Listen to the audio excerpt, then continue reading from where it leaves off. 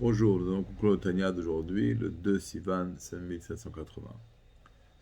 Alors, on va être rapide. Hier, on a conclu que dans le Bet Amikdash, le premier, résidait quel niveau dans le Saint des Saints?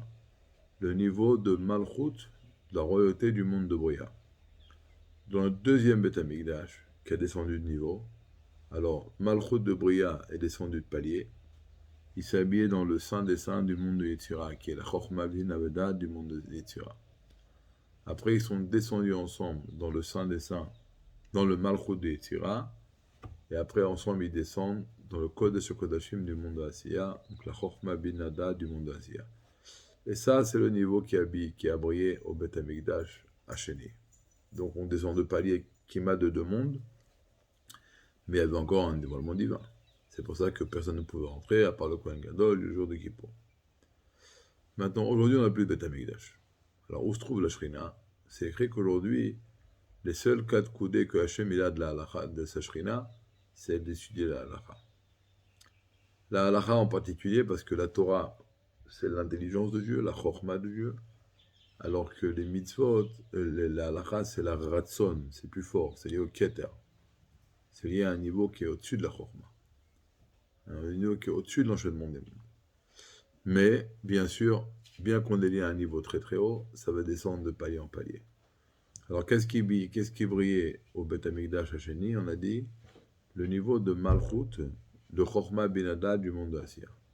Qu'est-ce qui brille dans la halakha lorsque nous étudions la Torah? Ça va descendre encore un niveau, ça va s'habiller dans le Malchut de Assia. Et donc, à ce moment-là, ça c'est le niveau de Shrina, de présence divine, qui va briller dans l'étude de la Torah.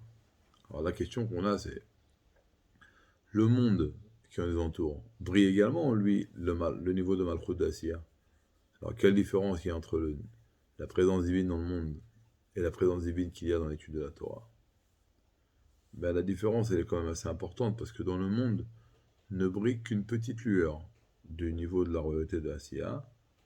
Contrairement dans la Torah, c'est l'essence même de la Malchut qui brille dans la Torah. La Torah, il y a la Torah écrite, qui est la Chochma, il y a la Torah orale, qui est la Malchut, mais c'est écrit Hashem bechochma yisadaretz, qu'il y a un lien direct entre la Malchut et la Chochma. Donc également dans la Gemara, il y a également le niveau de Chochma de Dieu, et dans la Halacha, il y a le niveau de Keter. Maintenant, toutes les différences qu'il y a, c'est comment la Shrina, elle s'habille. Mais dans le fait que la Shrina est présente ici, ça c'est une certitude.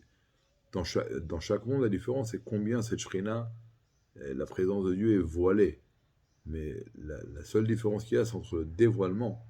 Mais Dieu est là. Comme on l'a expliqué, le Tzimtzum n'est pas au sens littéral. Maintenant, quel rapport entre le fait d'étudier la Torah, pourquoi c'est lié avec le Malchut de Asiya? Ben, tout simplement, c'est quoi le lien de la Torah? Le lien de la Torah, les mitzvot, c'est de les pratiquer concrètement, c'est lié avec l'action concrète. Même les mitzvot qui sont liés à la parole, comme les bénédictions, le Hallel, le Birkat Hamazon, si on ne fait pas bouger les lèvres, on ne se rend pas quitte. Et on sait que le faire bouger les lèvres, c'est considéré comme une action. Et l'action, c'est lié avec le niveau de Asiya, avec le niveau de royauté de Asiya. C'est pour ça que c'est le niveau que nous allons faire résider en nous lorsque nous allons étudier la Torah.